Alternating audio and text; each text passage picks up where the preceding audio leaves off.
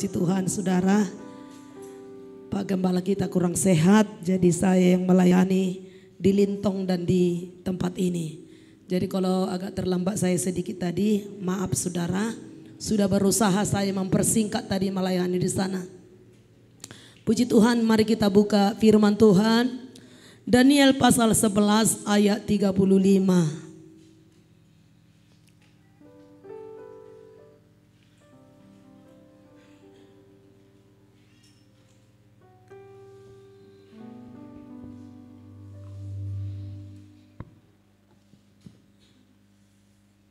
Daniel 11 ayat 35.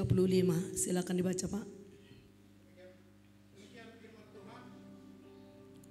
Sebagian dari orang-orang bijaksana itu akan jatuh, supaya dengan demikian diadakan pengujian, penyaringan dan pemurnian di antara mereka sampai pada akhir zaman.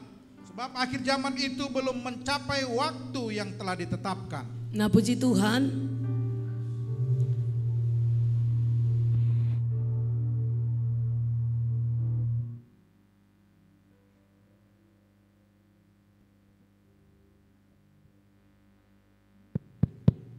Haleluya. Nah, puji Tuhan.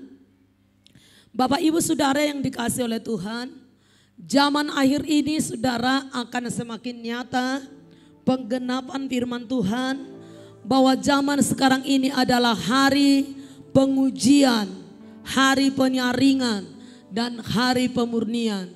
Zaman ini sungguh tepat ayat ini sudah sedang digenapi. Kalau kita lihat zaman sekarang ini, kalau dunia berkata saudara kasih tatanan dunia baru. Tetapi Alkitab sudah mengatakan zaman baru. Sadar atau tidak sadar, kita sebenarnya sudah masuk di pintu gerbang zaman baru. Kita sudah mulai, zaman baru itu sudah mulai. Jadi waktunya sebenarnya anak-anak Tuhan tidak bermain-main lagi di dalam dunia ini, dalam pengiringan akan Tuhan. Kita harus semakin serius, semakin sungguh-sungguh di dalam menyerahkan diri kepada Tuhan. Bapak Ibu, mungkin sekarang kita nggak percaya. Mungkin sekarang kita masih menganggap itu hanya dongeng, hanya cerita belaka. Tetapi kelak satu saat akan diperhadapkan secara nyata kepada setiap kita. Dan itu terjadi di zaman kita ini. Bapak Ibu Saudara yang dikasihi oleh Tuhan. Jadi jangan sampai jemaat yang sudah lama tergembala di tempat ini sampai mengatakan hanya akhir zaman. Firman Tuhan khotbah hanya akhir zaman. Hanya akhir zaman. Berarti kalau kita punya prinsip seperti ini, berarti kita enggak percaya sekarang zaman akhir. Itu hanya khotbah belaka. Itu hanya cerita dongeng belaka. Bapak Ibu, sebelum tiba penyesalan, waktu ini diberikan Tuhan kesempatan kepada kita untuk membenahi diri kita. Untuk berubah saudara, menguduskan hidup kita benar-benar di hadapan Tuhan. Kita lihat dikatakan di sini meningkat ya. Sebagian dari orang-orang bijaksana itu akan jatuh. Yang jatuh itu bukan orang bodoh. Yang jatuh itu orang bijaksana.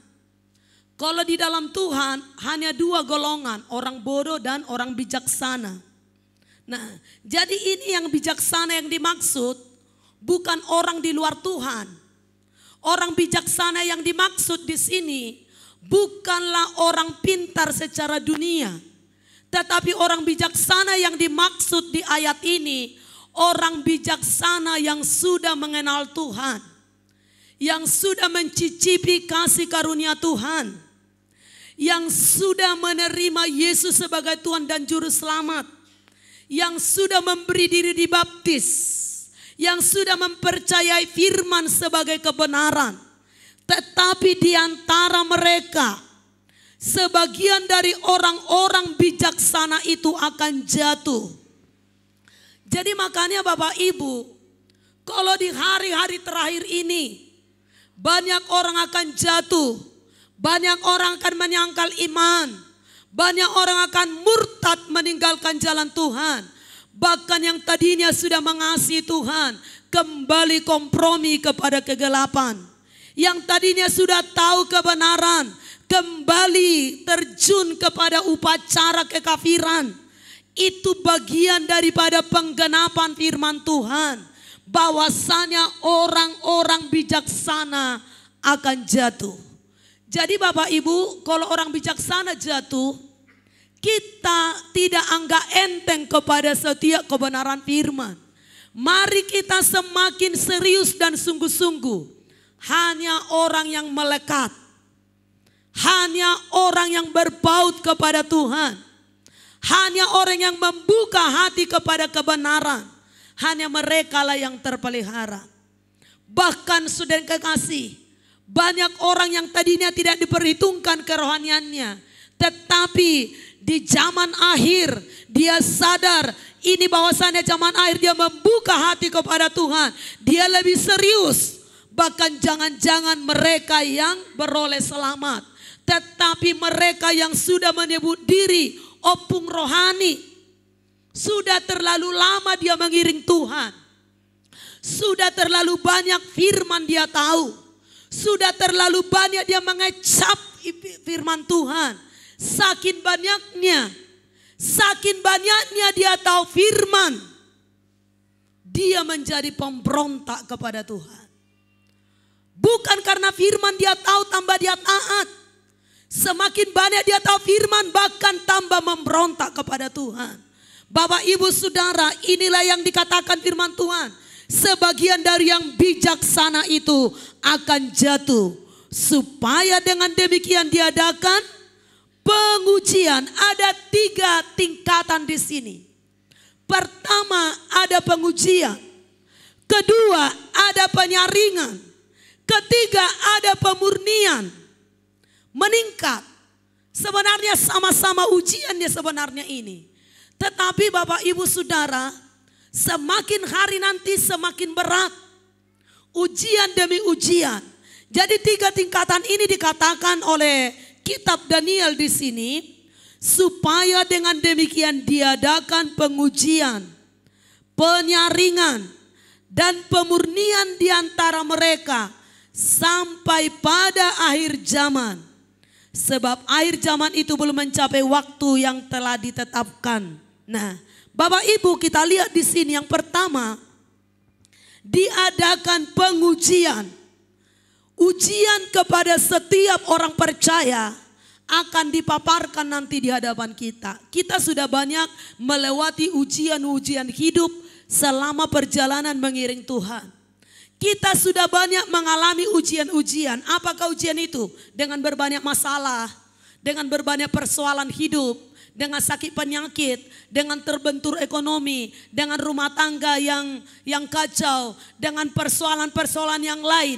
Itu semua bagian dari ujian. Tetapi ujian itu akan semakin berat. Bukan hanya sekedar ujian seperti itu. Ujian yang dimaksud daripada di dalam kitab Daniel ini melebihi daripada ujian yang kita hadapi sehari-hari. Melebihi daripada ujian yang pernah kita lewati. Jadi kalau ujian yang kita lewati selama ini kita nggak lulus, terbentur ekonomi kita nggak lulus, ditinggalkan oleh sahabat kita nggak lulus, dikucilkan oleh keluarga kita nggak lulus, dikucilkan oleh teman sekampung kita nggak lulus. Ujian di zaman akhir sangat tidak mungkin kita lulus. Sangat tidak mungkin. Banyak orang anak-anak Tuhan lulus menghadapi tantangan dari tetangga dan teman sekampung. Banyak lulus menghadapi saudara kasih orang-orang dunia. Tetapi saya belajar dan mengamati dari tahun ke tahun kejatuhan banyak anak-anak Tuhan bukan tidak sanggup menghadapi orang dunia, tetapi yang menjatuhkan banyak anak-anak Tuhan tidak sanggup dia ketika diuji oleh teman satu gereja, oleh teman sesama anak-anak Tuhan. Ujian itu bertingkat. Kalau kita hanya lulus menghadapi orang dunia, itu masih baru jiwa baru kita. Baru jiwa baru, baru lahir baru. Lulus menghadapi, udahlah, mereka kan belum tahu firman Tuhan. Ya udah, ampunilah. Meningkat. Ternyata yang membuat kita kesandung itu sesama anak Tuhan. Iman kita mulai meningkat juga. Ya udahlah, nggak apa-apalah. Sesama anak Tuhan mungkin dia masih kurang dewasa. Meningkat lagi. Dan itu Tuhan izinkan terjadi. Lulus kita menghadapi sesama anak Tuhan.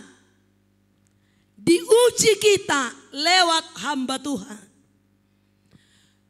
Lulus kita saudara kasih menghadapi ini semua. Itulah yang boleh bertahan setia. Sebelum lulus ini kita tidak akan lulus saudara. Menghadapi ujian di zaman akhir. Sampai lulus kita menghadapi setiap orang. Sampai lulus kita sampai akhirnya. Jadi ketika ujian itu diperhadapkan, tidak memandang jiwa baru kah? Sesama satu gereja kah? Hamba Tuhan senior kah? Siapapun itu, sampai tidak bisa lagi menjatuhkan iman percaya kita. Ketika ini ada di dalam prinsip hidup kita, ketika kita sudah terbiasa belajar memandang kepada salib Kristus, siapapun hamba Tuhan yang jatuh, siapapun bintang ternama di dalam gereja, di dalam kerajaan sorga, siapapun bintang ternama di dalam kerajaan sorga di bumi ini, yang menjadi selama ini menjadi favorit kita, ketika mereka jatuh, itu tidak mempengaruhi iman percaya kita. Inilah iman yang dicari oleh Tuhan. Jadi di zaman akhir ini Bapak Ibu, pengujian demi pengujian akan diperhadapkan kepada kita. Dan ujian itu enggak tanggung-tanggung Bapak Ibu. Kalau kita hanya kurang berkat, itu masih ujian yang gampang dihadapi. Tapi ujian ke depan ini, ujian yang tidak pernah terbayangkan oleh kita selama ini. Dan yang belum pernah terjadi. Firman Tuhan berkata, belum pernah terjadi sejak dunia diciptakan. Penderitaan dan kesusahan dan kesukaran seperti yang belum pernah terjadi. Kapan pernah terjadi Bapak Ibu? Tidak bisa membeli, tidak bisa menjual. Yang tidak menerima tanda binatang. Di zaman ke depan itu akan dikenapi. Di zaman ke depan itu akan terjadi. Bapak Ibu percaya atau tidak percaya, firman Tuhan ya dan amin, yang pasti akan digenapi. Dan itu sudah di depan mata. Natal kita pada tahun 2021 ini bukan Natal yang biasa, hanya sekedar melakukan perayaan. Natal kita tahun ini Bapak Ibu, mengakhiri tahun 2021, bukalah tahun seperti biasa-biasanya, mempersiapkan lampu yang gemerlapan ini dan itu Bapak Ibu Saudara. Tetapi fokus Natal kita di akhir tahun ini, mempersiapkan menata hati kita di hadapan Tuhan. Menata kehidupan kita di hadapan Tuhan. Apakah kita sudah layak kalau Tuhan datang? Kalau Tuhan datang, sudah layakkah? Yang layak terangkat Bapak Ibu, hanya orang yang tidak bercacat celak. Hanya orang yang tidak bercacat kerut. Ini kan gak gampang. Mana mudah ini Bapak Ibu. Tidak bercacat kerut. Tidak bercacat celah sedikit pun. Ini jangankan tidak bercacat celah. Dosa-dosa dunia pun masih terkadang kita masih jatuh di dalamnya. Apakah dosa dunia? Kekafiran. Itu dosa dunia nih itu. Sebenarnya anak-anak Tuhan gak perlu jatuh di dalam dosa itu lagi. Apa dosa dunia? Kebencian, pertengkaran, itu dosa dunia itu semua. Sebenarnya kita enggak itu lagi pergumulan kita. Tidak bisa mengampuni, itu sebenarnya dosa dunia. Jadi kalau sampai saat ini masih ada di antara kita yang belum lulus di dalam ini, di dalam hal mengampuni, di dalam hal melepaskan pengampunan kepada setiap orang, gampangnya tersinggung kita masih di situ. Walaupun kita sudah kasih, berdoa, menyembah, melayani, ibadah. Kalau ini terus bercokol di dalam sifat dan karakter kita, saudara, jangan mimpi Bapak Ibu terangkat.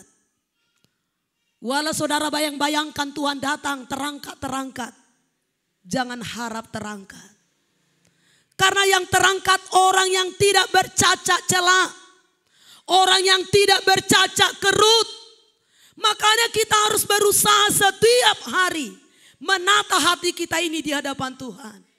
Bapak Ibu Saudara yang dikasih oleh Tuhan, ini jangankan untuk layak terangkat, hanya kriteria sebagai anak Tuhan pun kadang-kadang belum kita miliki. Kriteria sebagai jemaat yang mengasihi Tuhan di dunia ini kadang-kadang belum masuk di kategori itu. Bapak Ibu Saudara yang dikasih oleh Tuhan, di zaman akhir ini, Bapak Ibu Saudaraku, mari buka telinga rohani kita. Seperti lagu kita itu, Shema Israel. Shema itu bukan hanya sekedar mendengar, buka telinga. Mendengar di dalam ketaatan. Mendengar di dalam rasa cinta kepada Tuhan. Mendengar dengan rasa kagum akan Tuhan. Itulah arti Shema dari bahasa Ibrani. Bukan hanya mendengar telinga secara jasmani, tidak. Mendengar dengan rasa kagum kepada Tuhan. Mendengar dengan roh ketaatan kepada Tuhan. Mendengar dengan rasa cinta kepada Tuhan. Membuka hati telinga kepada Tuhan. Itulah arti Shema Israel. Bapak Ibu Saudara, pengujian yang kita alami sekarang, menurun ekonomi, bangkrut ekonomi, disakiti dan lain sebagainya, itu cetek itu bagi saya saudara. Ya, tidak persoalan itu sekarang, itu tidak masalah. Ya kurang penghasilan, ya kuranglah di situ, no problem. Sebenarnya kalau kita mengerti zaman ini, tidak hilang sukacita lagi gara-gara itu semua. Pekerjaan terbentur, tidak hilang sukacita lagi gara-gara itu semua, saudara. Ya, saya sebagai hamba Tuhan, mau berkurang jemaat, mau bagaimana, tidak hilang sukacita saya di situ. Tanggung jawab sudah saya kerjakan. Sepenuh hatiku, segenap kekuatanku saya sudah berdoa. Saya sudah sampaikan kebenaran. Selebihnya tidak peduli ya, terserah. Yang diselamatkan itu setiap pribadi. Yang diselamatkan itu bukan per gereja. Yang terangkat itu jangan saudara pikir nanti dipanggil Tiberias Balige. Gereja ini tidak.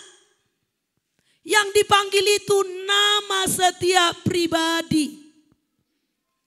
Per pribadi, bukan per gereja. Bukan per keluarga. Per pribadi. Jangan bapak-bapak pikir kalau istrimu sungguh-sungguh, otomatis bapak-bapak terangkat. Tidak mungkin. Atau bapak-bapak sungguh-sungguh, istri tidak sungguh-sungguh, apa istri otomatis terangkat? Tidak. Karena orang tua sungguh-sungguh, otomatis anak terangkat? Tidak. Setiap pribadi bertanggung jawab atas diri masing-masing. Maka kalau setiap pribadi bertanggung jawab, kita nggak ada alasan hilang gairah, hilang sukacita karena orang lain. Tidak ada alasan Hilang persekutuan kita dengan Tuhan karena yang lain para tidak semangat. Karena tinggal 5 orang yang datang ibadah, maka kita semakin gak bergairah. Eswadong naro, hola naro. Malas ibadah. Malas sekali ibadah. Yang datang pun cuma 3 orang. Berarti kita bukan fokus kepada Tuhan. Mau 3 orang yang datang, 5 orang yang datang Bapak Ibu. Kita nggak mempengaruhi sukacita kita itu. Seringkali Bapak Ibu, kasih kita anak Tuhan terlalu sering dipengaruhi oleh situasi, oleh keadaan. Dari mana bukti? Misalkan aja lah hujan datang, kan langsung nggak datang ibadah kan? Itulah yang belum mencintai Tuhan dengan sepenuh hati. Alasan hujan gak datang. Nah, apalagi pada malamnya kan. Dulu saya ingat waktu saya masih jemaat di Medan. Masih jemaat ini, belum hamba Tuhan. Selutut banjir di rumah tempat ibadah kami, sel grup kami. Kami ibadah, berdiri kami di air itu. Tidak ada alasan bagi kami tutup ibadah. Saya bilang sama semua anggota saya, tetap kita menyembah Tuhan di di air ini. Anggota saya pada waktu itu mengatakan jemaat ini, Kak, janganlah kita ibadah. Hujan, banjir, kita berdoa. Saya bilang, kami ibadah menyembah di situ. Saya sampaikan firman Tuhan di situ. Selutut kebanjiran rumah mereka. Ibadah. Belum selesai kami ibadah, gak tahu bagaimana caranya. Air itu suruh sendiri. Selesai ibadah kami gotong royong membersihkan rumah tempat sel grup kami. Semua saya bilang kita gotong royong kita bersihkan rumah ini. Bapak Ibu Saudara yang dikasih oleh Tuhan. Dan itu bukan sekali, sering-sering. Saya jalan kaki pergi ke sel grup. Hujan, banjir. Tarik rok ke atas. Jalani air itu. Buka sepatu. Pergi. Enggak ada alasan. Bisa aja saya beralasan. Kenapa enggak ibadah kalian? Di laporan. Kenapa enggak ibadah? Hujan, banjir. Gampang alasan. Saudara. Tetapi kalau memang hati kita sudah mencintai Tuhan Bapak Ibu. Tidak ada apapun yang menghambat kita ibadah kepada Tuhan. Bapak Ibu Saudara yang dikasih oleh Tuhan, pengujian demi pengujian akan diperhadapkan nanti kepada kita. Yang tidak terbayangkan oleh kita. Dan yang belum pernah timbul dalam pikiran kita selama ini. Yang kita tidak pernah bayangkan selama ini. Akan lebih lagi dihadapi. Tahun 2022. Diperkirakan akan banyak mengalami krisis secara ekonomi. Tahun 2022 sering didengungkan tingkat kematian akan semakin tinggi. Tetapi umat yang percaya kepada Tuhan apapun itu tidak mempengaruhi iman kita. Apapun itu tidak membuat kita takut dan gentar. Ada Bapa yang setia memelihara kita. Satu menjadi pegangan kita yang selalu saya pegang dan saya imani dan saya percayai. Tuhan yang kusembah tidak pernah berubah sepanjang zaman. Dari zaman ke zaman, dari generasi ke generasi, dari keturunan kepada keturunan. Apapun situasi yang terjadi, Tuhan yang kita sembah tidak pernah berubah. Dia tetap Tuhan pembuat mujizat. Dia tetap Tuhan pemelihara anak-anaknya yang mencintai dia. Tuhan tetap mengkhususkan orang-orang yang berkenan di hatinya. Kecuali udah atas kehendak Tuhan kita martir. Kalau udah atas kehendak Tuhan kita martir, ya relakanlah dirimu. Gak perlu takut juga. Kalau memang sudah dihususkan. Gak usah tolak-tolak. Tuhan, unang peladoh atau martir, akah lakima. Dan sanggup dia martir Tuhan. Selamat temau, gak usah bela dirimu. Biarlah Tuhan melakukan sesuai dengan mau dia. Jalani aja hidup ini. Seperti mana keinginan Tuhan hidup kita ini, jalani aja. Jalani hidup kita. Jangan kita inginkan kita seperti orang lain. Setiap kita pribadi di hadapan Tuhan, beda-beda karunia Tuhan bagi setiap kita. Ada karunia Tuhan kepada seseorang ditentukan memang mati martir. Ada ditentukan juga kehidupan orang saudara lewat berbagai penyakit baru dia diubahkan. Ada orang lewat bangkrut dulu dia baru diubahkan.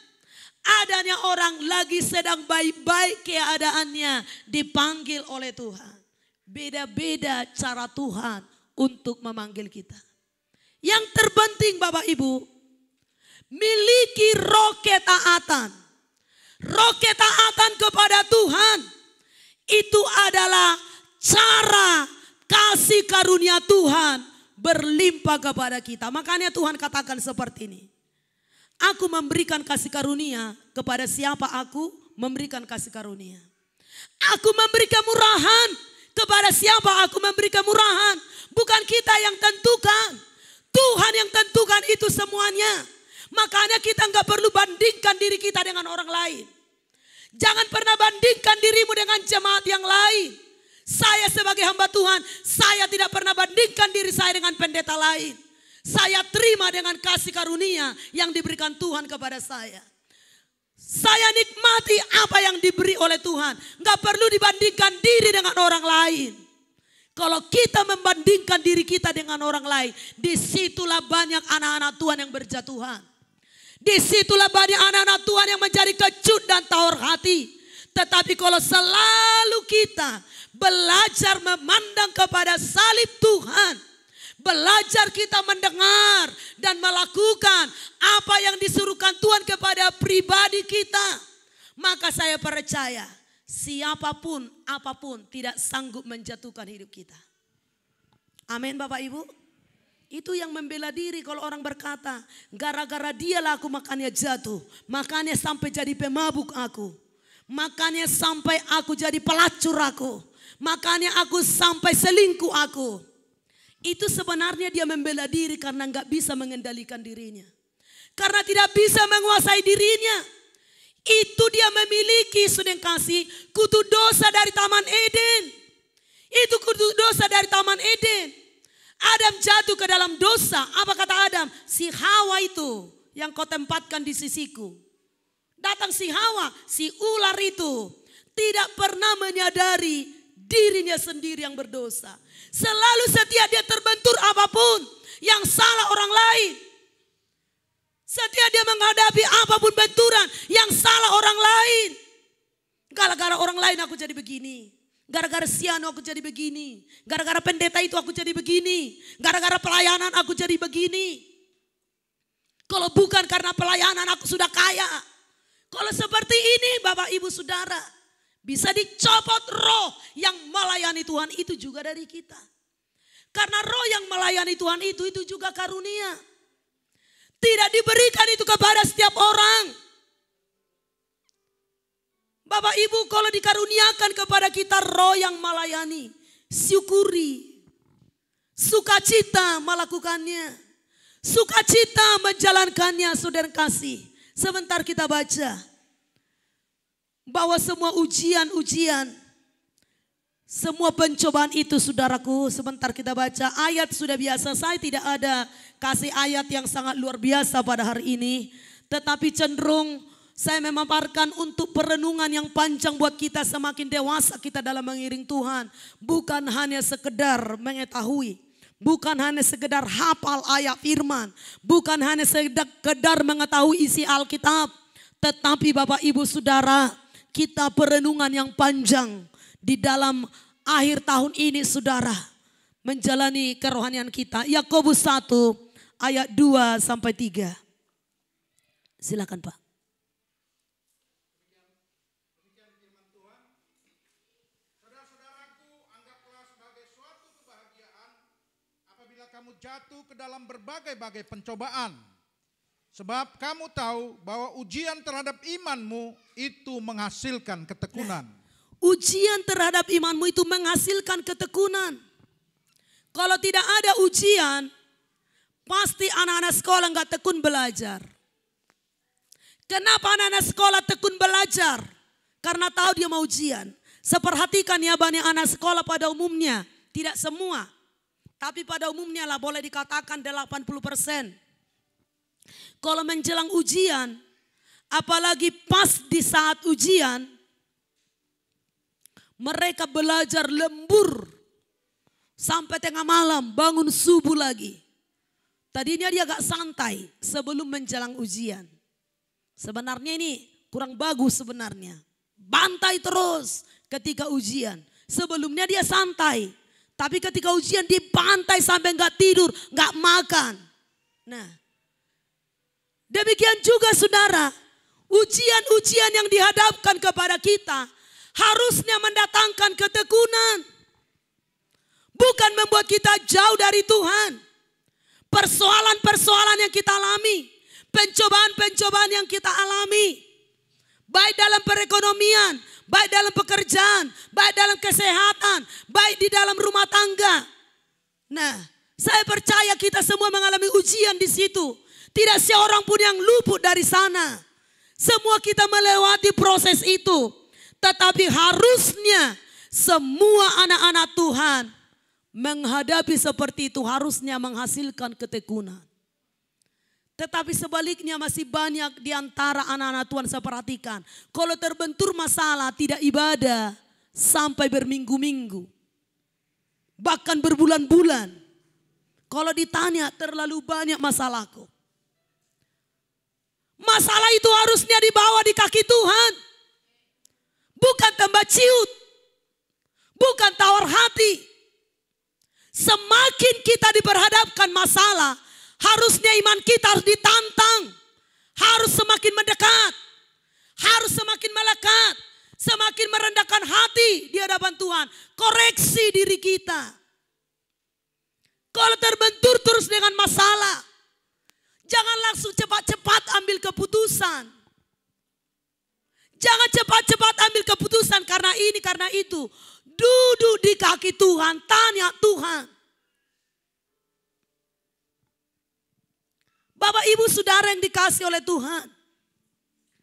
Apalagi generasi anak-anak muda. Mari belajar. Duduk di kaki Tuhan mendengar suara Tuhan. Menghadapi zaman ke depan. Tidak cukup hanya kepintaran. Tidak cukup hanya otak yang pintar.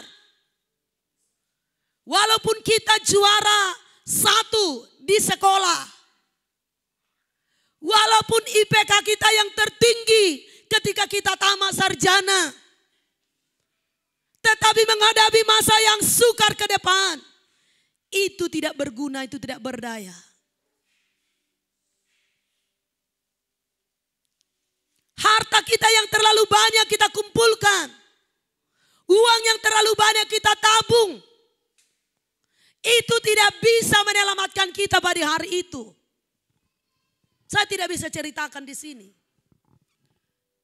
Ketika itu nanti terjadi Bapak Ibu, apapun tidak bisa menyelamatkan kita. Kecuali yang sanggup menyelamatkan kita hanya Yesus. Gak ada yang lain. Silakanlah kalau dunia ini mengkhianati Tuhan, merendahkan Tuhan, menghujat Tuhan, anggap sepele kepada Tuhan, anggap sepele kepada hamba-hamba Tuhan, anggap sepele kepada nabi-nabi Tuhan, menjengkali semua hamba-hamba Tuhan. Tidak menjadi masalah. Itu tidak urusan kita, itu urusan mereka. Bagian kita yang mengasihi Tuhan, lakukan bagianmu di hadapan Tuhan. Biarlah iman kita semakin bertekun. Apa arti iman yang bertekun? Roh kita harus semakin menyala. Kasih kita akan semakin tulus. Apa kasih yang tulus? Melakukan apapun tanpa sungut-sungut. Itulah kasih yang tulus. Banyak pun kita perbuat, selalu bersungut-sungut di hati. Jangankan dapat berkat, kutuk yang datang. Banyak memang diperbuat. Tetapi selalu sungut-sungut. Jangankan mendatangkan berkat. kutuk di atas kita. Mari kita belajar sudah kasih tambah dewasa. tambah dewasa kita di dalam mengiring Tuhan. Nggak usah lihat-lihat yang lain yang tidak peduli melakukan bagiannya di dalam Tuhan. Kadang-kadang perkara kecil. Perkara kecilnya kadang-kadang membuat sebagian kita hilang sukacita. Misalnya acara tanggal 25 makan bersama. Dari tahun ke tahun saya kan punya mata melihat. Walaupun saya diam saya lihatnya semua. Ada yang dari tahun ke tahun hanya duduk manis. Kalau kita perjamuan kasih, nggak pernah ikut merhoba sebelum acara makan, masak pun enggak, siapkan bumbu pun enggak, kebersihan pun enggak pernah menyentuh. Pulang nanti langsung buru-buru pulang. Nah, jadi sebagian udah kerja keras, udah pontang-panting. Duduk manis, malah ini yang sibuk cari bungkusan pulang. Orang yang mati-matian kerja nggak kepikiran dia bungkus pulang. Tetapi yang sering nggak kedapat bagian, bahkan yang pontang-panting kerja.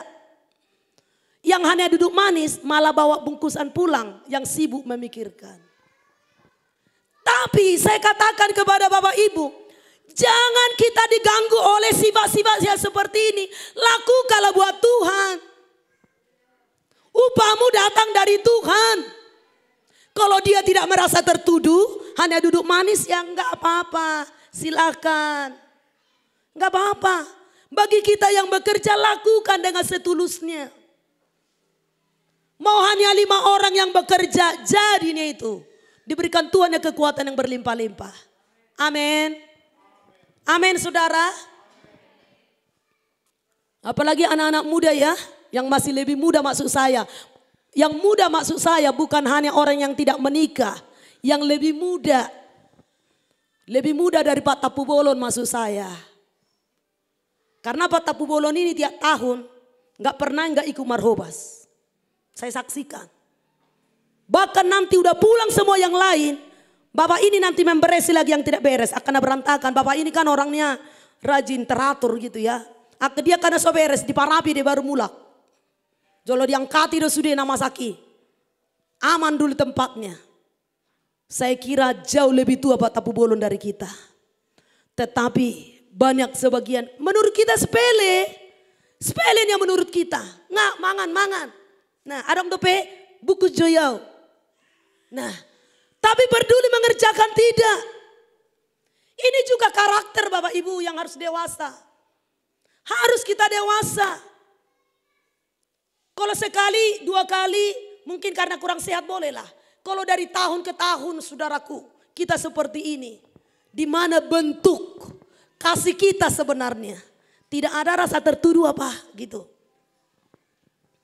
Bapak Ibu Saudara, ini gereja ini milik kita bersama.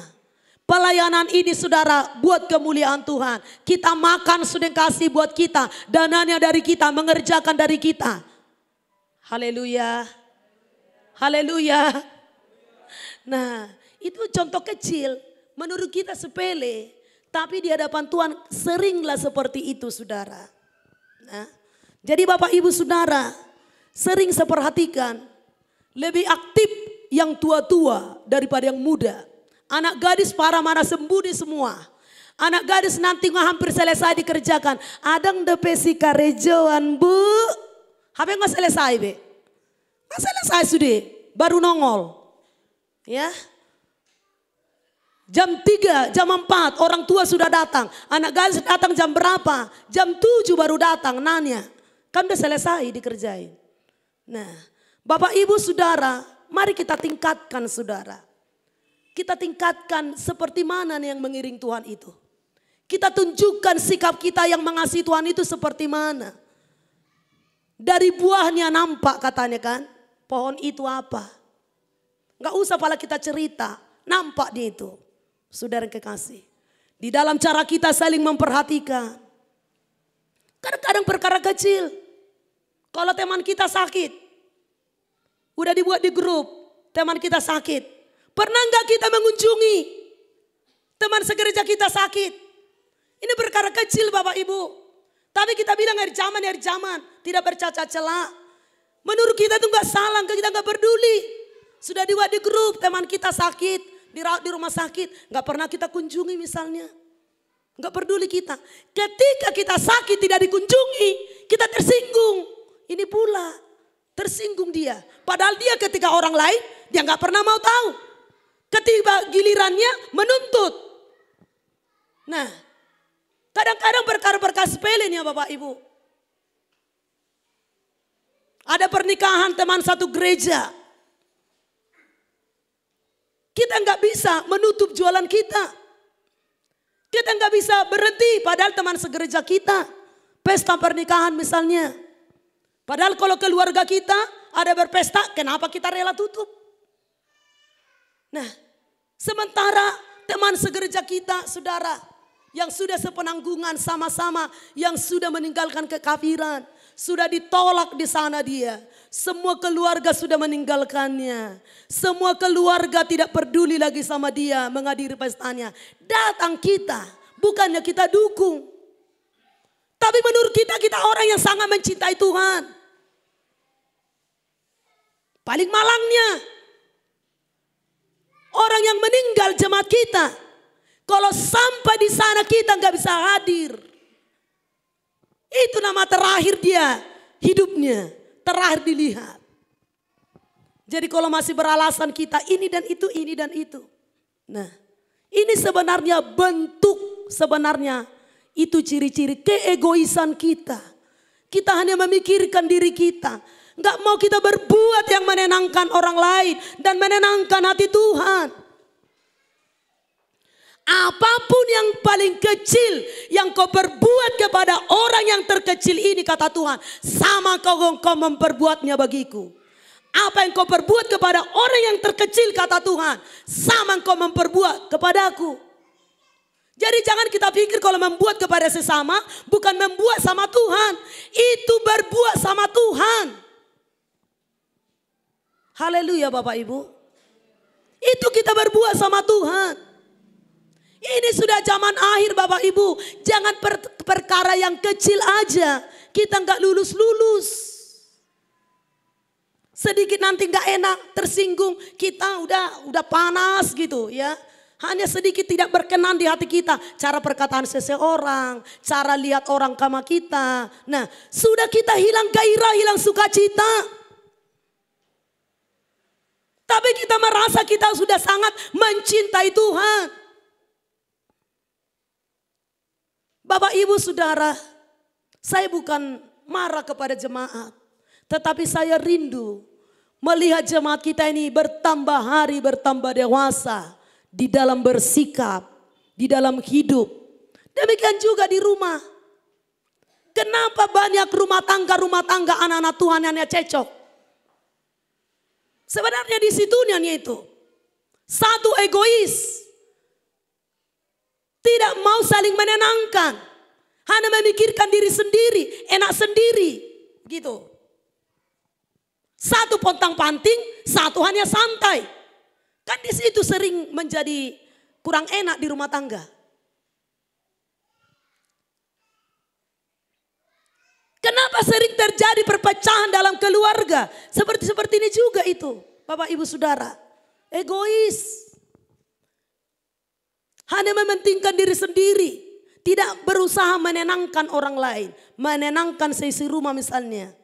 Supaya saling gitu. Hanya dirinya aja. Jadi kalau ada sedikit, meledak gitu. Nah, sedikit tidak berkenan di hatinya, meledak. Ini bagian tidak bisa menahan diri. Padahal sebenarnya yang berubah hidup itu penguasaan diri. Penguasaan diri itu buah Roh Kudus. Buah Roh Kudus itu harus kita tingkatkan saudara. 9 buah Roh Kudus itu tidak secara kebetulan 9 karunia Roh Kudus. Itu seimbang. 9 karunia, 9 buah. Buah Roh Kudus inilah yang kurang sangat kita miliki. Kasih, sukacita, kesabaran, kebaikan, kelemah lembutan, penguasaan diri. Dan yang paling susah penguasaan diri.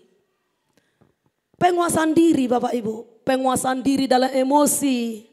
Penguasaan diri dalam hal bangun di pagi hari. Semua saudara. Penguasaan diri dalam banyak hal. Termasuk penguasaan diri dalam makan. Kenapa banyak orang sakit?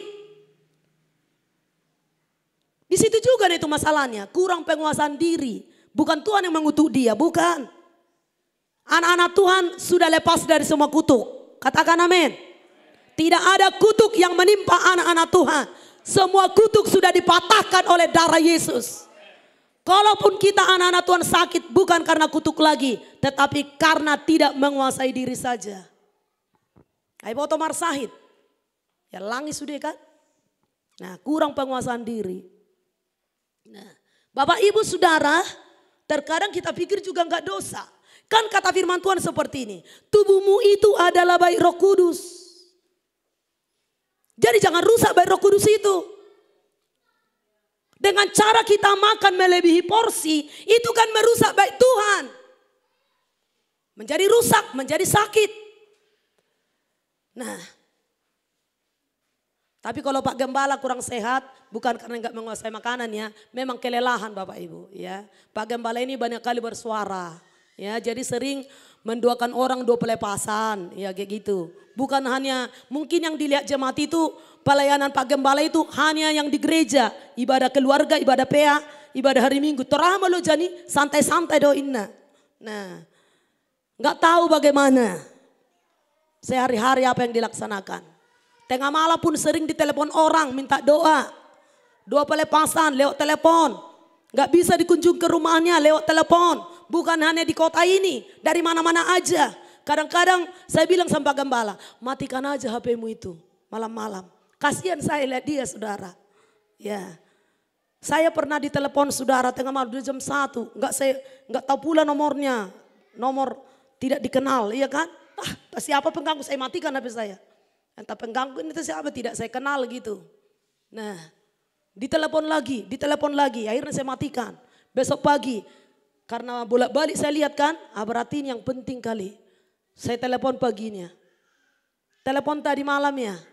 Iya Bu, minta topangan doa katanya. Aduh ampun, maafkan aku Tuhan. Nah, tapi kalau Pak Gembala didengar itu diangkat itu saudara. Ya, jadi itulah kelebihan Pak Gembala kita ini. Siapapun itu didoakan sampai tuntas. Video call lagi. Ada yang manifestasi, udah berkurang, udah enak. Kalau dibilang belum, ayo kita doa lagi. Kalau saya bilang imani aja, bukan saya kok yang sembuhkan. Imani udah sembuh ya udah, gitu saya saudara. Kalau Pak Gembala didoakan lagi, ya itulah membuat suaranya mungkin jadi terganggu ya.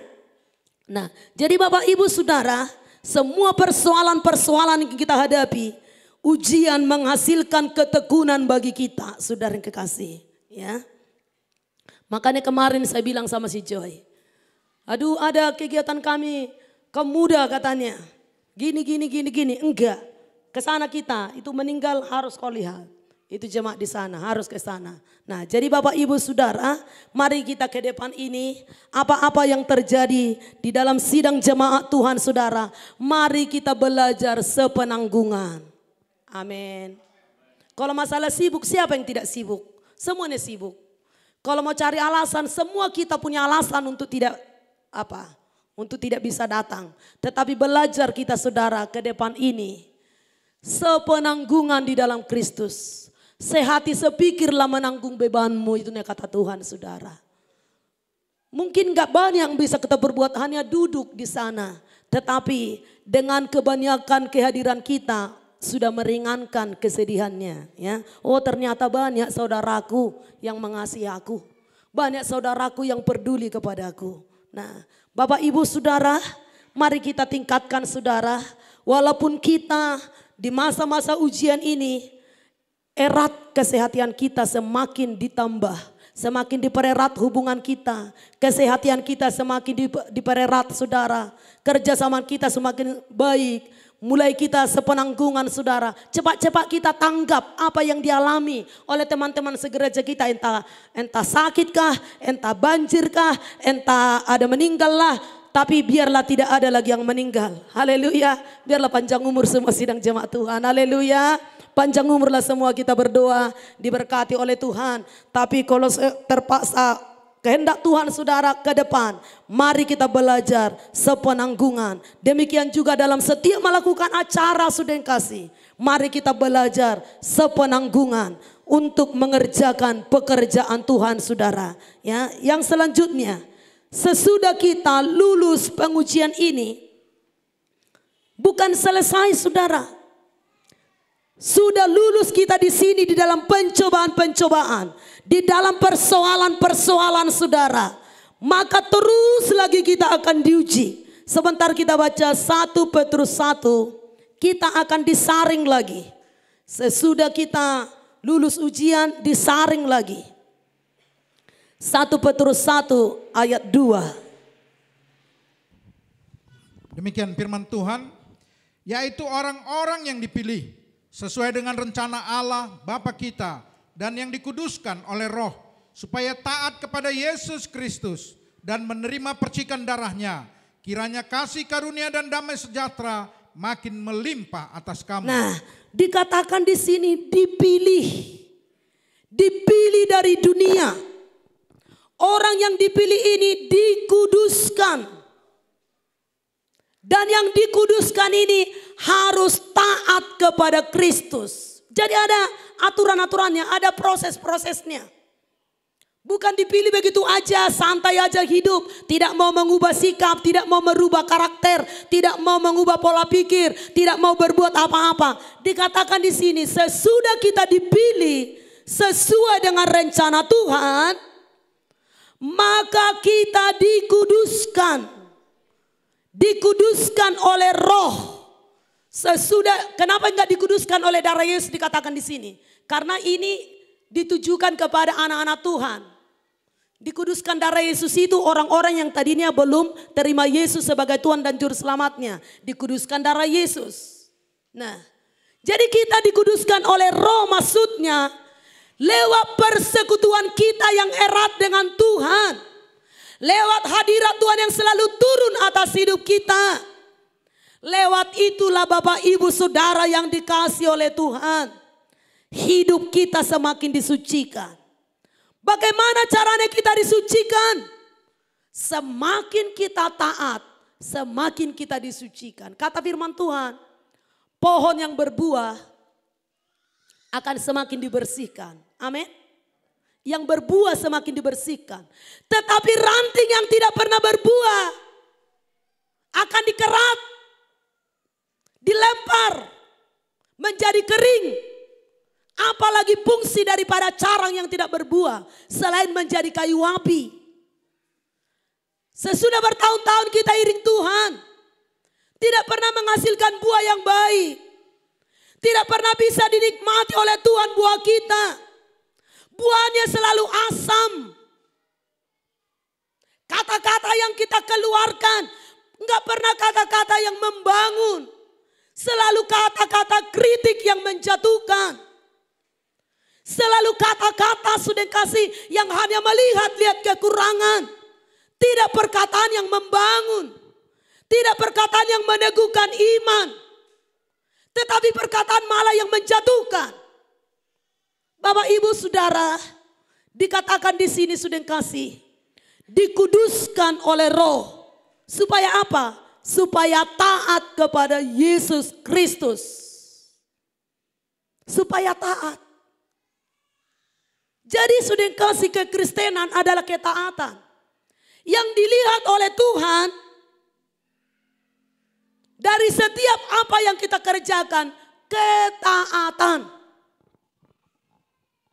Sejauh mana kita taat kepada Tuhan, sebegitulah perkenanan Tuhan. Ketaatan.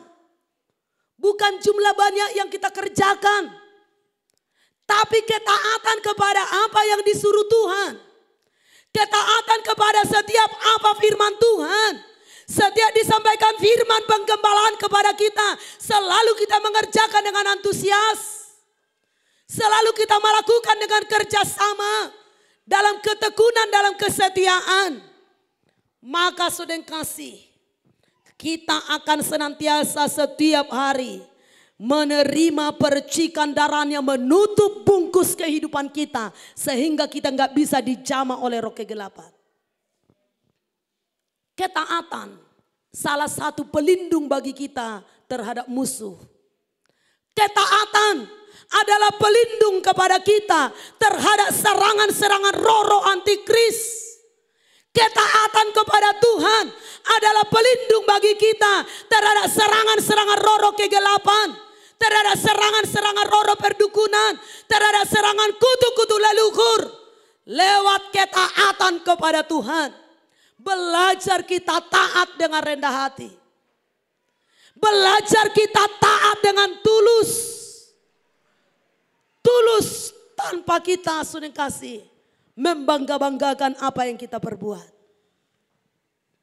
Sehingga ketika kita melakukannya, kasih karunia dan damai sejahtera makin melimpah atas kamu.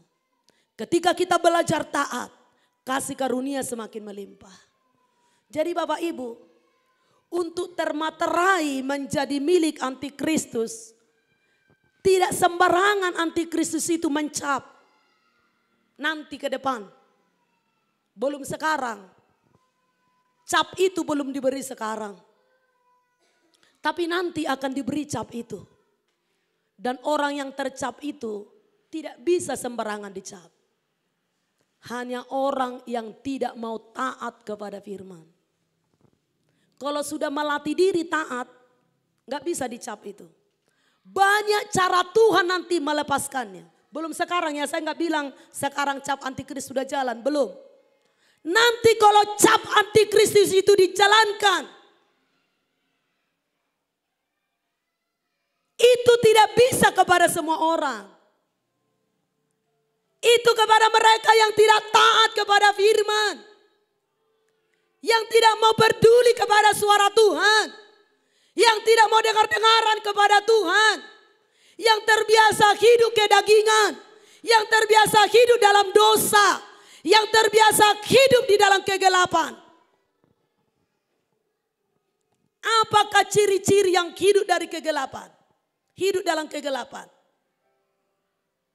Apakah setiap orang yang sudah menyebut diri anak Tuhan dan pelayan Tuhan tidak hidup dalam kegelapan? Siapakah mereka yang hidup dalam kegelapan? Firman Tuhan berkata, yang hidup dalam kegelapan yang duniawi, yang jauh dari persekutuan dengan Tuhan. Hidup dalam kegelapan gak sanggup dia bersekutu dengan Tuhan. Dagingnya terlalu berat. Dagingnya terlalu menekan. Tetapi kalau terbiasa mematikan kedagingannya, pasti akan sanggup meraih hadirat Tuhan. Karena firman Tuhan berkata, siapakah yang dapat melihat Tuhan? Mereka yang hidup benar, hidup suci. Kita gak ada yang sempurna, semua kita masih sering jatuh dalam dosa. Tetapi ada kerinduan yang dalam. Belajar mengasihi Tuhan. Belajar melakukan apa yang diinginkan oleh Tuhan. Sesudah kita saudara dikuduskan dan belajar taat, kasih karunia akan dilimpahkan kepada kita.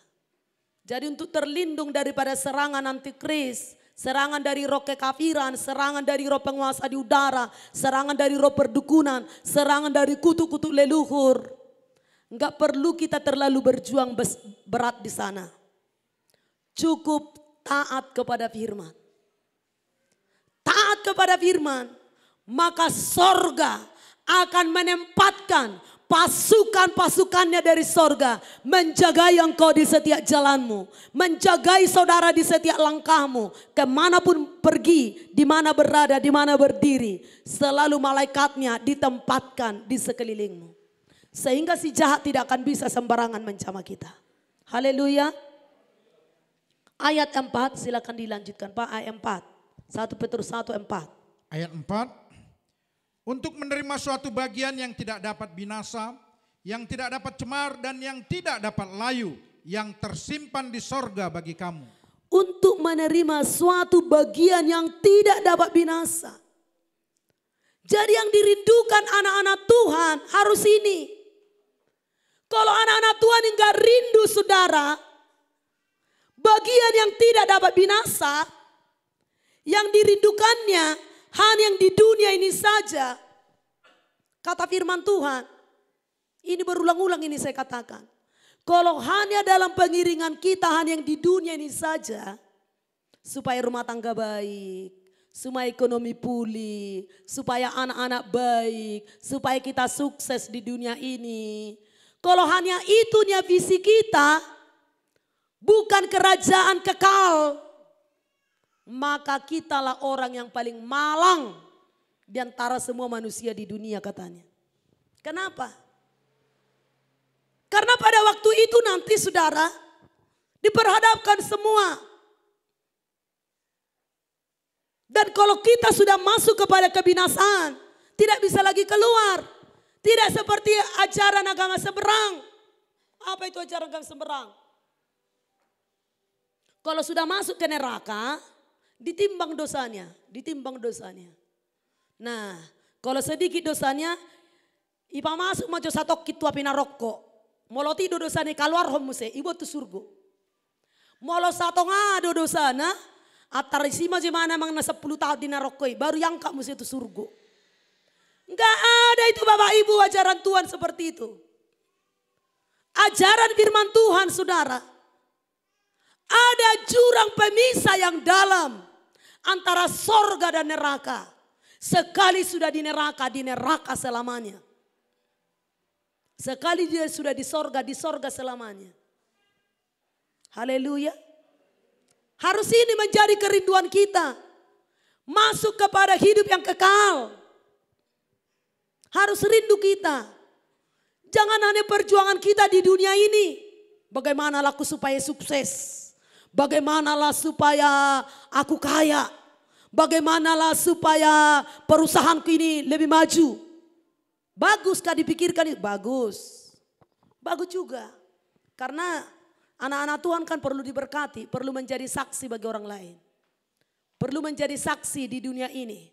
Karena kalau semua anak-anak Tuhan miskin. Kin gitu.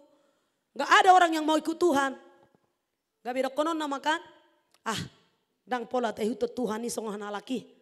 Gak memar pogus cita song hana laki anu sudi. Enggak. Anak-anak Tuhan perlu diberkati berlimpah ruah. Amin. Anak-anak Tuhan perlu diberkati berlimpah ruah. Itu gak dosa. Dosa kah diberkati? Tidak. Dosa kah kaya? Tidak. Kekayaan tidak dosa. Abraham itu kaya raya. Ishak itu kaya. Kian lama kian kaya. Dosa kah kaya? Tidak. Apa yang membuat dosa? Hatinya hanya diikat oleh kekayaan itu. Menghalalkan segala cara untuk mendapatkan kekayaan. Dusta pun jadilah. Nipu pun jadilah. Menokoi orang jadilah. Yang penting kaya. Ini yang dosa. Tapi kalau murni berkat Tuhan. Itu perlu dinikmati oleh anak-anak Tuhan. Jadi gak salah saudara. Salahkah berdoa untuk berkat? Tidak. Tidak salah saudara. Silakan berdoa untuk itu. Tetapi yang saya maksud di sini. Harus kita kurangi. Tahun-tahun sebelumnya bagaimana fokusnya kita ke situ sampai lupa Tuhan. Sekarang berbalik arah lah. Fokus kepada Tuhan. Kalau selama ini kurang fokus kepada Tuhan. Sekedarlah yang penting nongol ibadah. Hatinya enggak di situ. Kalau selama ini seperti itu masih ada waktu bertobat. Bertobatlah sebelum berakhir waktunya. Sebelum berakhir waktunya Bapak Ibu. Mari bertobat kita semua. Datanglah beribadah dengan hati yang merindukan Tuhan. Berangkat dari rumah dengan kerinduan. Para pelayan melayani dengan kerinduan kepada Tuhan. Biarlah Tuhan pelayananku berkenan kepadamu pada hari ini. Biarlah pujian yang kami naikkan Tuhan, menurunkan hadirat-Mu turun bagi umat-Mu. Biarlah firman yang kami sampaikan Tuhan menjadi berkat bagi umat-Mu, ada kerinduan. Demikian juga jemaat. Biarlah aku datang beribadah pada hari ini Tuhan. Aku dijamah, aku dipulihkan. Tuhan, aku menantikan jawaban dari-Mu hari ini. Jawab aku Tuhan, aku datang ke rumah-Mu. Siapkan diri dari rumah. Kenapa seringkali jemaat datang ibadah, pulang dengan tersinggung. Tidak mempersiapkan hati. Apapun Tuhan yang kau firmankan. Setajam apapun firman yang disampaikan. Biarlah itu Tuhan memurnikan hatiku. Biarlah itu Tuhan memproses hidupku. Biarlah itu Tuhan memulihkan hidupku. Saya percaya gak ada tersinggung jemaat pulang. Anggap itu semua proses dan didikan Tuhan. Amin. Kenapa seringkali saudara pulang dari gereja bukannya malah sukacita. Malah ditekan pundaknya. Tertekan iba sejauh nakin. Tertekanmu saya gereja. Iba jamitai karas-karas. Nah ini kan gak siap diproses Bapak Ibu. Harus kita siap diproses. Lebih cepat prosesnya itu kan lebih bagus. Biar cepat selesai prosesnya. Kan misalnya kita kalau membabak rumput kan. Cepat-cepat kita kerjakan kan. Cepat-cepatnya selesai itu. Jadi kalau kerja misalnya pekarangan. Alang dona sorohana kerejo gitu kan. Nah. Ya lompat-lompat. Mau itu saya ajak entah siapa lah, gak usah saya sebut namanya. Dilompat-lompati gitu. Lalu saya kan di sampingnya saya mencangkol. Misalnya bersihkan pekarangan. Rumput di situ tapi ditumpuk dengan tanah. Kan bentar lagi itu tumbuh. Yang bagusnya itu gimana? Cabut sampai ke akarnya. Kalau udah dicabut sampai ke akarnya, minimal 3 bulan itu sudah bertahan, itu bersih. Enggak bolak-balik kotor lagi tumbuh rumputnya. Kalau udah tercabut sampai ke akarnya. Karena dikerjakan dengan segenap hati. Jadi kalau enggak dari hati ini kerja, menyapu rumah pun enggak bersih misalnya. Menyapu rumah patah sapu. Mengepel patah pengepel. Menuci piring pecah gelas. Apapun dikerjakan enggak dari hati. Enggak dari hati mengerjakan apapun. Tapi kalau dikerjakan dengan segenap hati, saya percaya akan lebih cepat selesai dan lebih rapi. Haleluya. Nah, gitu juga kerohanian ini saudara. Kalau dengan segenap hati kita mengerjakannya. Segenap hati kita mencari Tuhan, beribadah kepada Tuhan. Dalam sikap hati kita apapun Tuhan firman-Mu hari ini. Itu Tuhan memproses hidupku, membentuk aku. Saya percaya pulang dengan sukacita dari gereja semua.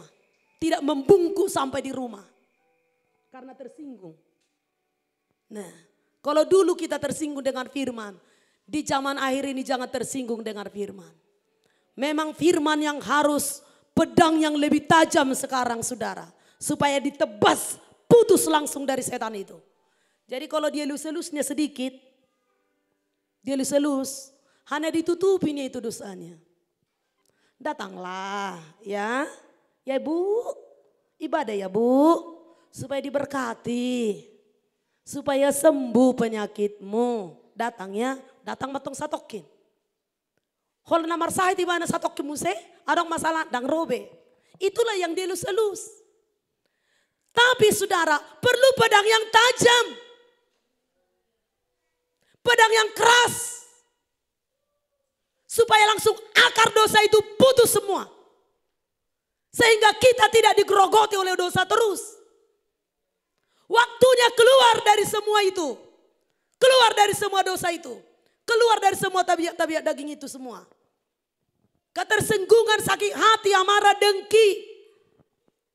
Iri, dengki. Itu semua itu akar daripada setan itu semua. Yang harus dicabut keluar dari hidup kita. Bersihkan semuanya saudara. Bersihkan semuanya. Pikiran-pikiran sia-sia, pikiran-pikiran negatif. Semua tolak, bersihkan dari kehidupan. Supaya kita layak saudara menjelang hari datangnya Tuhan. Sehingga dikatakan sedang kasih ketika kita meresahkan diri. Firman Tuhan mengatakannya. Pintu gerbangnya akan terbuka ke sorga siang dan malam. Dalam Yesaya 60 dikatakan pintu gerbangnya terbuka siang dan malam. Ke sorga. Berkat-berkat mengalir dalam segala hal. Dalam kerohanian, dalam kesehatan, dalam berkat-berkat jasmani juga. Semakin diberkati oleh Tuhan. Bapak Ibu Saudara, saya tidak mengatakan sedang mau gila hormat dari jemaat supaya taat jemaat kepada hamba Tuhan, tidak. Bukan itu yang saya inginkan. Tetapi saya sering memperhatikan rusak hubungan jemaat dengan gembala. Rusak juga hidupnya. Rusak juga berkat-berkatnya. Rusak juga rumah tangganya. Kata firman Tuhan, taatilah pemimpinmu di dalam Tuhan. Supaya membawa keuntungan bagimu. Jadi kalau taat kepada penggembalaan, keuntungan bukan gembala. Supaya kamu mendapat keuntungan kata firman Tuhan. Kalau tidak mendapat keuntungan berarti kerugian. Selalu berontak-berontak. Selalu bersungut-sungut. Mendatangkan kerugian bagi dirimu sendiri. Kalau gembala enggak apa-apa. Mau bersungut-sungut saudara di luar mau ini. Enggak rugi gembala. Yang rugi adalah saudara sendiri. Hilang berkatmu. Hilang sukacitamu. Hilang kesehatanmu.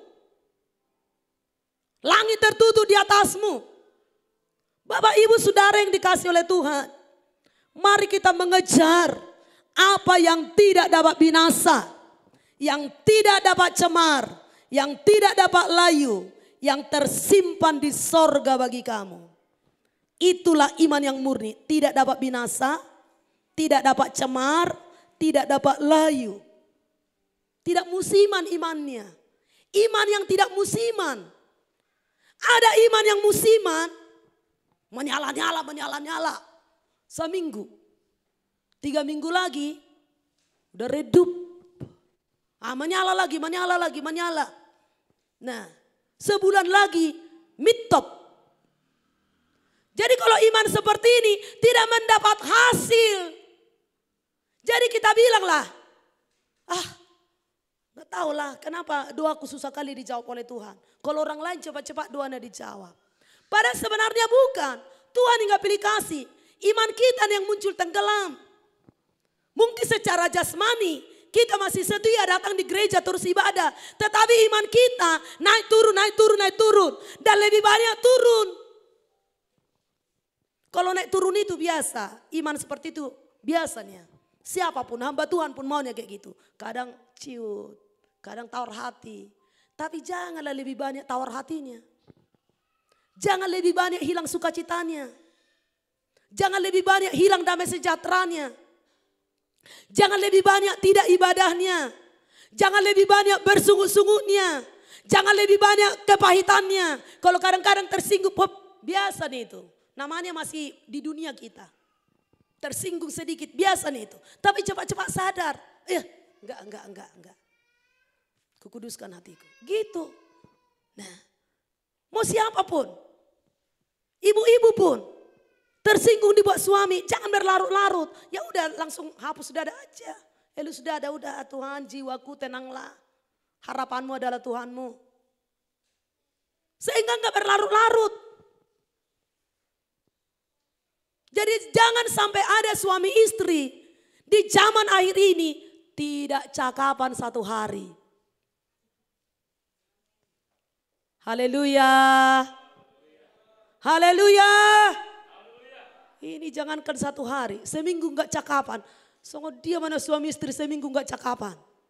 Bohado yang berdiskusi sesuatu ate. Kan banyak yang mau dibicarakan. Sampai seminggu enggak cakapan.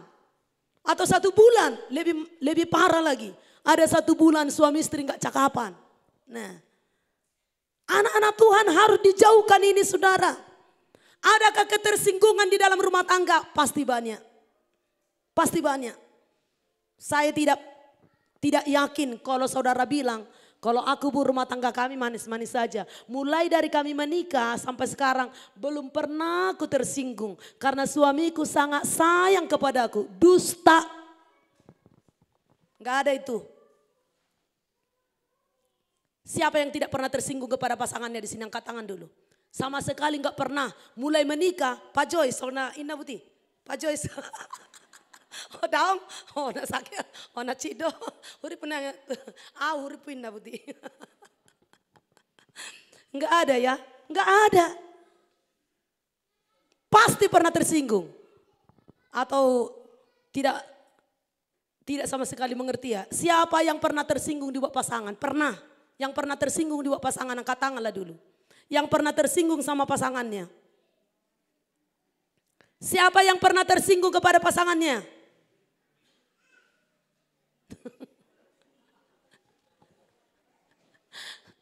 Dua-duanya dia enggak tangan. Bapak Ibu Saudara, itu hal yang biasa. Tersinggung kepada pasangan itu biasa. Enggak ada sesuatu yang luar biasa di situ. Itu biasa. Tetapi yang luar biasa kalau sampai berhari-hari tidak selesai. Itu luar biasa juga itu. Jangan sampai berhari-hari tidak selesai. Kalau ada masalah dalam rumah tangga, cepat-cepat selesaikan. Apalagi di hari akhir tahun ini Bapak Ibu. Jangan sampai rumah tangga sidang jemaat Tuhan bernatal dalam kepura-puraan. Apa itu bernatal dalam kepura-puraan? Datang kita bernatal happy, bermakeup, riang, gembira, sukacita. Tapi di rumah neraka. Ini Natal dalam kepura-puraan. Kalau ke gereja cantik, bermakeup, baju baru, sepatu baru, ya, happy, foto sana, foto sini, ya, cikika di sana, ya. Tapi di rumah tidak pernah menikmati sukacita, tidak pernah menikmati kebahagiaan dalam suami istri, nggak pernah bicara. Bahkan satu tidur di kamar, satu tidur di ruang tamu. Nah, padahal hari Natal itu. Tapi saudara kasih, biarlah kita semua sidang jemaat Tuhan. Nikmati kebahagiaan di akhir tahun ini bersama dengan Tuhan. Bagaimanapun kondisi keadaan kita. Kurangkah penghasilan kita saudara kekasih. Bagaimanapun kondisi kita, bagaimanapun keadaan kita saudara kasih. Mari kita saudara kasih. Ya, mari kita ikut saudara kekasih, menikmati sukacitanya Tuhan. Tuhan itu bersukacita kalau kita bersukacita. Tuhan senang melihat anak-anaknya sukacita. Sama seperti orang tua, kalau dilihat anaknya selalu murung, mukanya musam, dicakapi nggak pernah baik gitu kan. Selalu mukanya tertekan gitu kan. Orang tua kan ikut tertekan. Kenapa ada yang anak kono? Ada yang pikirin yang bahasa tertekan di mana noy. Ini ama hudo nungai, ada mana tertekan kan gitu saudara. Gitu juga Tuhan. Kalau kita dilihat nggak pernah sukacita. Sukacita kita hanya di gereja. Itu pun kalau sukacita di gereja. Ini pun lagi puji-pujian panjang mukanya. Udah lagi puji-pujian itu mukanya panjang. Ya cemberut dia. Nggak sejahtera lihat WL misalnya. Nggak sejahtera lihat singer. Nggak sejahtera lihat pemain musik. Yang di depan itu. Suka aku lihat itu. Yang di depan itu. Nah itu dosa. Itu menghilangkan berkat bagi kita saudara. Latih diri kita sukacita. Mulai dari sekarang. Melihat semua orang. Haleluya. Haleluya. Nah dikatakan oleh firman Tuhan yang tidak dapat binasa. Yang tidak dapat cemar. Yang tidak dapat layu. Yang tersimpan di sorga bagi kamu. Ayat yang kelima. Lanjut Pak, ayat yang kelima. Ayat 5. Yaitu kamu yang dipelihara dalam kekuatan Allah karena imanmu. Sementara kamu menantikan keselamatan yang telah tersedia untuk dinyatakan pada zaman akhir. Nah, dikatakan Bapak Ibu Saudara. Yang dipelihara dalam kekuatan Allah karena imanmu. sementara kamu menantikan keselamatan yang telah tersedia untuk dinyatakan pada zaman akhir. Keselamatan yang disediakan Tuhan pada zaman akhir. Ada kekuatan dari sorga untuk memelihara setiap kita. Ada kekuatan yang berlimpah-limpah dari sorga untuk memelihara kita. Sehingga masa krisis kita nggak takut. Masa-masa kematian kita nggak takut. Masa-masa gempa bumi kita nggak takut. Masa-masa bencana alam kita nggak perlu takut. Ada kekuatan yang berlimpah-limpah dari sorga untuk memelihara kita di zaman akhir. Amin. Aman. Tenang aja sudah kasih. Tidur. Kalau waktu hujan deras pun tidur saja dengan tenang, berdoa. Tuhan ada perlindungan bagi setiap kita saudara. Nah, ayat yang ke-6, sedikit lagi Pak, ayat yang ke-6. Ayat 6, bergembiralah akan hal itu. Sekalipun sekarang ini kamu seketika harus berduka cita oleh berbagai-bagai pencobaan. Ayat 7. 7, maksud semuanya itu ialah untuk membuktikan kemurnian imanmu yang jauh lebih tinggi nilainya daripada emas yang fana yang diuji kemurniannya dengan api. Sehingga kamu memperoleh puji-pujian dan kemuliaan dan kehormatan pada hari Yesus Kristus menyatakan dirinya. Ayat 8. 8, sekalipun kamu belum pernah melihat dia, namun kamu mengasihinya. Kamu percaya kepada dia, sekalipun kamu sekarang tidak melihatnya. Kamu bergembira karena sukacita yang mulia dan yang tidak terkatakan. Nah, dikatakan oleh firman Tuhan, semuanya itu yang terjadi itu saudara, hanya untuk memurnikan iman kita. Bergembiralah akan semuanya yang terjadi itu. Itu semuanya akan mendatangkan kebaikan bagi kita. Dikatakan ayat ke-8, saya persingkat saja. Sekalipun kamu belum pernah melihat dia, namun kamu mengasihinya. Kamu percaya kepada dia, sekalipun kamu sekarang tidak melihatnya. Kamu bergembira karena sukacita yang mulia yang tidak terkatakan. Kita harus sukacita. Sekalipun belum kita lihat akan hari kedatangan Tuhan. Betapa mulianya hari kedatangan Tuhan itu. Betapa indahnya hari kedatangan Tuhan itu. Bagi mereka yang berkenan kepada Tuhan. Tetapi bagi mereka di luar Tuhan. Betapa sakitnya pada waktu itu. Betapa mengerikan zaman itu. Betapa sadis pada saat itu sudah kasih. Tak terkatakan. Hanya dalam mimpi saja saya saudara kasih tertinggal. Sakitnya tidak terkatakan luar biasa. Saya pernah mimpi hari pengangkatan. Itu baru tahun ini ya. Beberapa bulan yang lalu. Mungkin di awal-awal tahun ini. Pengangkatan. Saya dalam mimpi saya itu saya berdiri dalam jendela ini. Lalu saya lihat semua ke sana. Terangkat semua orang. Lalu saya tertinggal dengan berbagai banyak pelayan di sini. Semua saya lihat pelayan-pelayan di sini. Loh, kok tertinggal kami semua? Sedihnya saya di mimpi itu luar biasa. Sangat sedih saya di mimpi itu luar biasa. Itu masih mimpi Bapak Ibu. Seperti kenyataan. Saya sudah bangun dari mimpi. Saya merasa seperti sedih. Padahal saya sudah bangun. Satu hari itu saya tidak bergairah ngapa-ngapain. Saya hanya katakan sama Tuhan, tolong kami.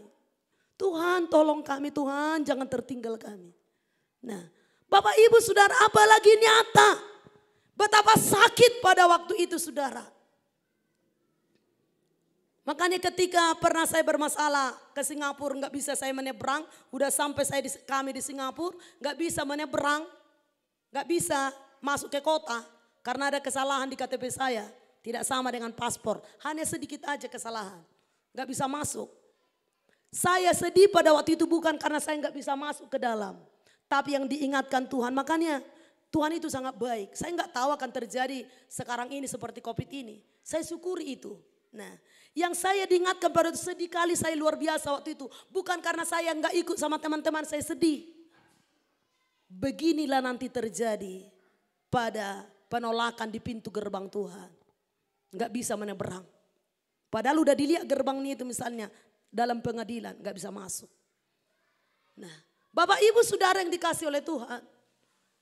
Pada waktu itu kesedihan yang tidak terkatakan. Meraung pun tidak ada lagi artinya. Makanya sekaranglah ada waktunya kita meraung, kita memperbaiki diri, memperbaiki sikap hati kita di hadapan Tuhan, saudara.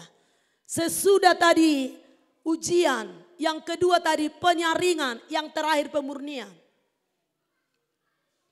Jadi biasanya ujian terakhir itu lebih sulit. Sama seperti ujian mengambil pekerjaan, lulus tahap pertama, tahap kedua, ya.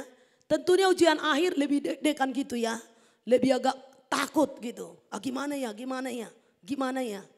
Nah, yang pernah melamar pekerjaan melalui seleksi demi seleksi pasti pernah mengalaminya. Atau yang ujian sekolah, ujian akhir pasti sudah kasih lebih ada was-wasnya, lebih serius. Nah, itulah pemurnian. Ini ujian akhir pemurnian ini. Tadi udah ada ujian, kita sudah mengalami ujian. Ada penyaringan, kita juga sudah mengalami itu. Ada lagi pemurnian. Pemurnian itu lewat api sengsara. Bukan hanya sekedar percobaan, bukan hanya sekedar masalah, tetapi ada sudah kasih ujian seperti api yang membakar. Panas, sakit. Itu pemurnian, saudara. Sebentar kita baca. Yesaya 48 ayat 10.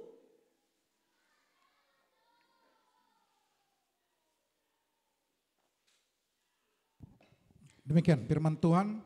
Sesungguhnya aku telah memurnikan engkau, namun bukan seperti perak. Tetapi aku telah menguji engkau dalam dapur kesengsaraan. Nah, sesungguhnya aku telah memurnikan engkau, namun bukan seperti perak. Tetapi aku telah menguji engkau dalam dapur kesengsaraan. Ayat ini sudah biasa kita baca. Tidak ada sesuatu yang baru. Tetapi memang anak-anak Tuhan di zaman akhir dimasukkan di dalam dapur kesengsaraan. Di zaman akhir akan dimasukkan ke dalam dapur kesengsaraan. Bagaimana tidak? Ke depan yang tidak menerima tanda binatang itu. Tidak bisa bekerja. Tidak bisa jualan. Tidak bisa membeli. Tidak bisa ini, tidak bisa itu. Selain daripada itu dimasukkan dalam penjara. Selain daripada itu disiksa. Dianiaya. Makanya dikatakan firman Tuhan. Seperti yang belum pernah terjadi, itu akan terjadi. Jadi kalau sepele sekarang sudah kasih, itu dongeng dari dulunya itu. Ya terserah, ya. Yang penting sudah diingatkan oleh firman Tuhan. Daniel pasal 12 ayat 10. Daniel pasal 12 ayat 10. Silakan dibaca, Pak. Demikian firman Tuhan. Banyak orang akan disucikan dan dimurnikan dan diuji. Tetapi orang-orang fasik akan berlaku fasik. Tidak seorang pun dari orang fasik itu akan memahaminya.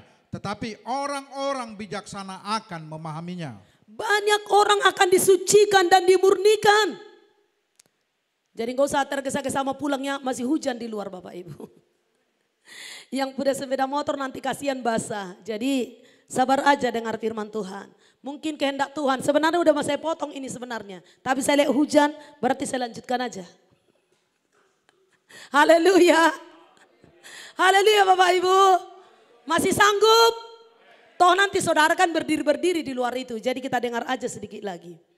Banyak orang akan disucikan dan dimurnikan dan diuji. Tetapi orang-orang fasik akan berlaku fasik. Tidak seorang pun dari orang fasik itu akan memahaminya. Orang fasik ya tetap fasik. Orang berdosa ya tetap berdosa. Tidak ada mereka yang memahaminya. Tanda-tanda zaman nyata bekerja. Tidak ada yang dapat memahaminya. Menganggap biasa saja. Tidak ada yang dapat memahaminya. Tetapi orang-orang bijaksana akan memahaminya. Hanya orang bijaksana Tuhan yang memahami apa yang sedang terjadi. Hanya orang bijaksana Tuhan mengerti apa yang sedang terjadi pada zaman itu. Ayat yang terakhir. Wahyu 3 ayat 18.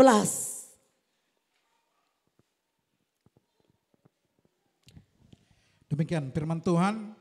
Maka aku menasihatkan engkau supaya engkau membeli daripadaku emas yang telah dimurnikan dalam api, agar engkau menjadi kaya, dan juga pakaian putih, supaya engkau memakainya, agar jangan kelihatan ketelanjanganmu yang memalukan, dan lagi minyak untuk melumas matamu, supaya engkau dapat melihat. Nah, dikatakan di sini saudara, membeli. Dikatakan tadi, maka aku menasihatkan engkau, supaya engkau membeli daripadaku emas yang telah dimurnikan. Kok membeli? Bukankah kata Tuhan pemberian cuma-cuma? Bukankah kata Tuhan sudah kasih pemberian cuma-cuma, kasih karunia? Kenapa dikatakan membeli? Apakah bisa dibeli keselamatan? Apakah bisa dibeli sorga? Apakah bisa dibeli sudah kasih luput daripada antikris? Kenapa dikatakan di sini, aku menasehatkan supaya engkau membeli daripadaku emas yang telah dimurnikan dalam api. Arti membeli di sini, bayar harga. Ketika Yesus sudah berkorban, kita juga harus bayar harga untuk mengasihi Tuhan. Ada sesuatu yang kita korbankan. Si aku kita rela kita hancurkan. Kesombongan kita rela kita hancurkan. Kalau sedikit-sedikit tersinggung, itu kesombongan yang masih tinggi. Kenapa coba-coba kita tersinggung? Kesombongan kita masih tinggi. Kalau kita sudah rendah, kita kan udah di lantai. Dijatuhkan orang kita, mana sakit itu? Kan memang kita rendah di bawah. Mana sakit itu? Yang sakit dijatuhkan itu ketika kita di atas. Kita manjat tangga di sini, memperbaiki ini kan. Misalnya Pak Yansen membuat Merry Christmas ini. Pak Yansen manjat ini misalnya. Kemarin karena kuliah Pak Yansen yang manjat masang ini. Lalu dijatuhkan tangga itu ke bawah. Sakitlah, bisa terpelanting, bisa pecah kepala. Karena dia lagi dalam ketinggian. Kenapa kita saudara kasih gampang tersinggung? Karena hati kita masih tinggi. Kalau kita sudah merendahkan hati serendah-rendahnya, nggak tersinggung kita, ya udahlah. Memang saya siapa rupanya? Ya udahlah. Gitu saudara. Bapak Ibu saudara yang dikasih oleh Tuhan, bayar harga. Korban mati-matian bagi Tuhan untuk mempertahankan keselamatan kita. Apapun harga yang harus kita bayar ke depan, relakan. Amin. Apapun korban yang disuruh Tuhan kita mau kita korbankan demi mempertahankan iman, relakan. Mulai dari sekarang belajar, relakan, dikucilkan, tidak dianggap. Tidak banyak teman, tidak banyak sahabat. Karena pengiringan kita kan Tuhan, relakan saudara. Dikatakan saudara supaya engkau membeli daripadaku emas murni. Yang dibeli itu sudah kasih bukan mitasi. Tapi emas murni. Apa itu emas murni saudara? Emas murni tidak mudah pudar. Emas murni tidak dapat hangus. Emas murni itu sudah kasih. Mau dibakar pun dia nggak hangus. Dijemur pun nggak hangus. Direndam di air nggak pudar. Ditaruh di freezer sekalipun warnanya nggak pudar. Harganya tidak menurun. Mengikuti sepanjang zaman. Nilai rupiah bisa tetap turun. Harga emas masih bisa stabil. Itulah emas yang murni. Mengikuti setiap zaman, setiap waktu. Iman yang murni sudah kasih. Tidak mudah goyah. Tidak mudah pudar. Tidak mudah kecut dan tawar hati. Tidak mudah tersinggung. Tidak mudah undur dari jalan Tuhan. Tidak mudah sakit hati. Itulah iman yang murni. Kalau kita miliki ini Bapak Ibu, saya percaya saudara kekasih, Dimanapun kita berada akan damai sejahtera. Mau pergi ke gereja damai, di rumah tangga damai, di pekerjaan damai. Tetapi orang yang selalu sudah kasih iman yang tidak murni, di pekerjaan pun kepahitan. Di rumah tangga kepahitan. Di gereja kepahitan. Kemana ini pergi selalu ada kepahitan. Gak pernah gak kepahitan. Yang salah siapakah? Orang-orang di sekelilingnya kah? Kenapa yang lain tidak kepahitan? Bertetangga kepahitan. Di kampung kepahitan. Di pasar kepahitan. Gak pernah gak kepahitan. Ini sudah kasih belum iman yang murni. Ya. Jadi sudah kasih beli. Bayar harga untuk mendapatkan iman yang murni. Dan sedikit lagi dikatakan di sini. Dan minyak untuk melumas mata. Kekuatan kita sendiri kita tidak sanggup. Apa itu sudah kasih minyak untuk melumas mata, yaitu persekutuan dengan Roh Kudus akan mencelikkan mata rohani kita. Persekutuan dengan Roh Kudus, saudara, akan membuat sudah kasih kerohanian kita terbuka. Mata rohani kita dicelikkan, telinga rohani kita akan terbuka, sorga di atas kita terbuka, langit yang bagaikan tembaga di atas kita akan dihancurkan, saudara, lewat persekutuan kita dengan Tuhan.